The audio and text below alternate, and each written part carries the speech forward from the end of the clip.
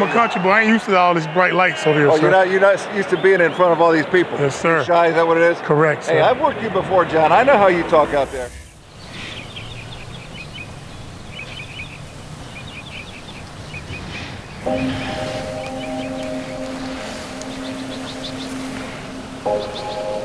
It's kind of like an old cliche.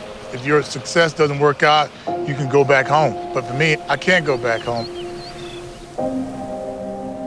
My home's not here anymore. It's just a field now. Seemed like a normal life. I just thought that's the way people lived.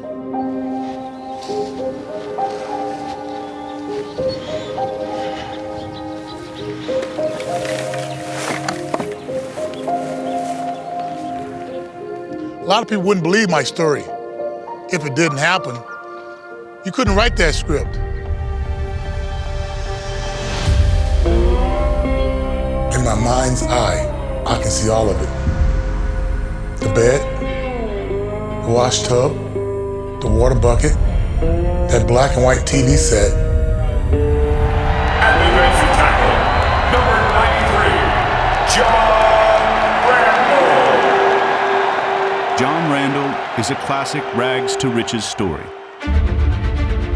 Rising from abject poverty to become the highest paid defensive player in history. Look at that.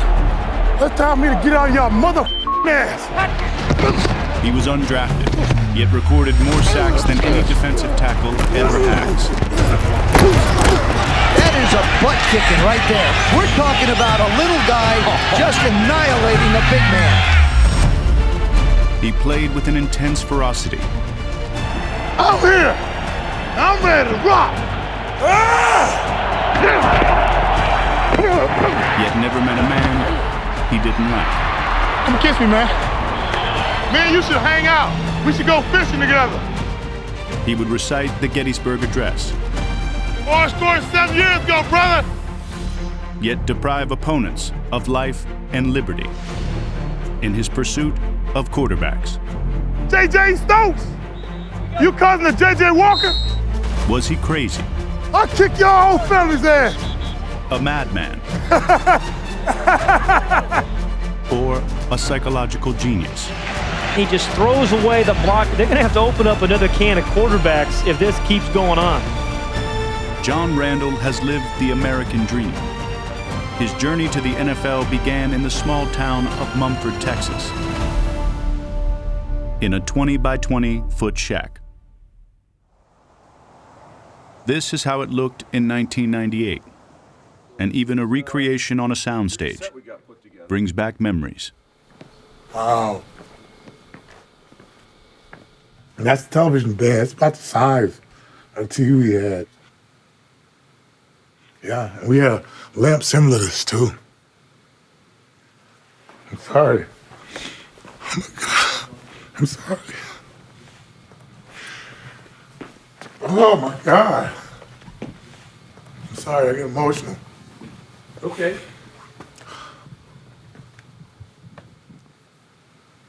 My life story started out so strange. Being a little small town in the middle of nowhere. 3 black kids and a mom, dirt poor. My mom, she worked as a maid. She was making like $23 a week. We didn't have any indoor running water. We didn't have an indoor bathroom. We had to go outside to the outhouse. A single seat. And I know some people had a double whole outhouse, and that's big time. I first went when we were dating. I had heard some stories. He had shared with me some details, but he never spoke a lot about it. Seeing it was really a shocker for me. It was a sort of sad moment to think even anywhere in America people were living that way. That's how I felt. Ugh. It was a happy house, but it was a cold house. A lot of times we'd have to take some of the cover off the bed and change the doors to stay warm. It would be so cold in there, we'd have to light the gas stove. We'd have to warm the water on top of the stove so we could have hot water, to take a bath. I don't like taking baths now. It reminds me of sitting in that tub.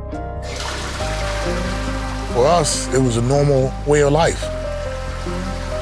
When I went to a store, I saw one of them tubs, and I'm like looking at it, and it was like something that people use for animals. That's what we had in the house. That's something that animals use. His father, Edward Wilson, wasn't around much. My dad wasn't close to us. He wasn't a guy that was there.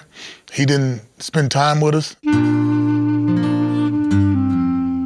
All I know about my dad, he was a mechanic. I found out later on that we weren't the only kids in the picture. 3 other brothers and 2 sisters that lived in the house with him. They were only 12 miles away.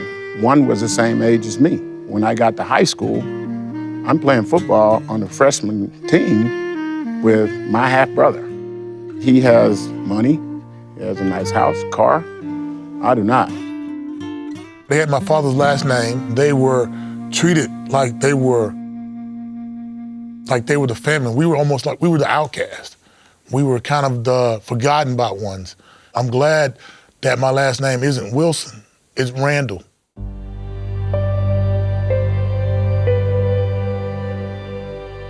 The man who showed Randle there was a life outside Mumford was his older brother, Irvin. I don't know how you explain when you dream things that you don't know what they are. You just know you see visions of a better life. Telling my mom that I want to be a pro football player was my idea of listening to a Sunday afternoon NFL game, hearing them say, I've taken care of my mom and my family. We used to watch the Dallas Cowboys. He used to tell me all the time, Mama, you know what? I said, well, he said, I'm gonna be like that one of these days. He comes home and he got some girls in the car with him. And I'm like, why are these girls with you? He goes, because they liked the way I played football. Irvin earned a scholarship at Baylor University, was drafted by Tampa Bay, and started at linebacker for the Buccaneers. Successful as his older brother was, John Randle had no aspirations of leaving Mumford. I used to see these garbage men work for the city, got city benefits. That's gonna be my job. I'm gonna be a garbage man. Start working by 6, be done by noon, drink some cold beer. I got it made in the shade. Before his senior year at Hearn High School, Randle left the football team. I'd always call back and check on everybody. I called and Mom says he's gonna quit football. I was having to hitch a ride from practice every day. That's 11 miles from Hearn back to Mumford. You can't just walk that 11 miles back home. He said, I'm not going back to school tomorrow. I said, why? He said, you know that coach made me get out there and just work? I said, I want you to go back out there tomorrow and get on that football field. If you don't play ball, I'm coming to Hearn with me a belt and I'll whoop you for everybody out there. Oh, he went back out there and he started playing ball. Spurred on by his mother, Randle played well enough to earn a college scholarship at Texas A&I Kingsville. I needed a push from my mom, leaving Mumford. Now all of a sudden going to college, going out there and trying it, it's America's dream. To announce the Minnesota Vikings selection, please welcome 2010 Hall of Fame inductee, John Randle. With the 41st pick, the Minnesota Vikings select Dalvin Cook, running back, Florida State. John Randle never heard his name called at the NFL draft. The National Football League's 55th annual selection meeting is now in session.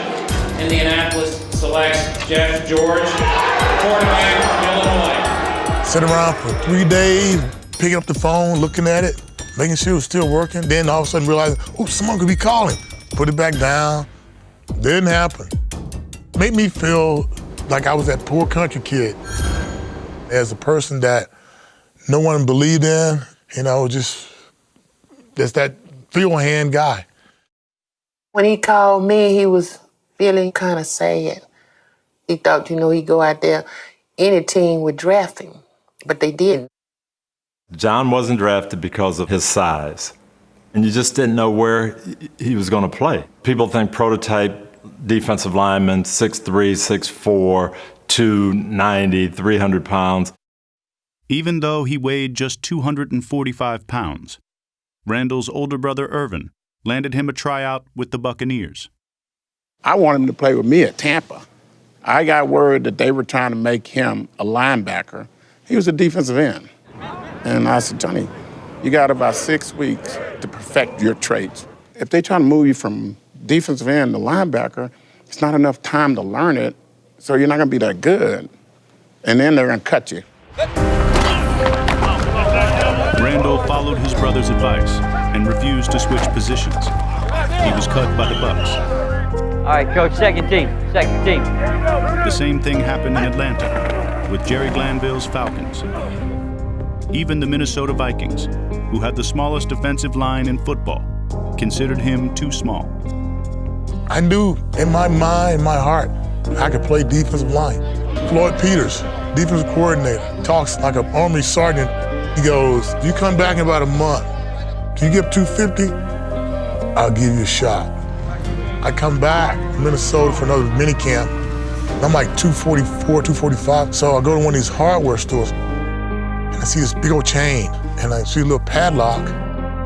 Next morning, go to the practice facility, I hop on the scale, I take this chain, wrap around my waist, put the padlock on, pull my sweats over top, and walks Floyd Peters. What's his weight? 251. He goes, okay, we'll give you a shot. That's how I did it.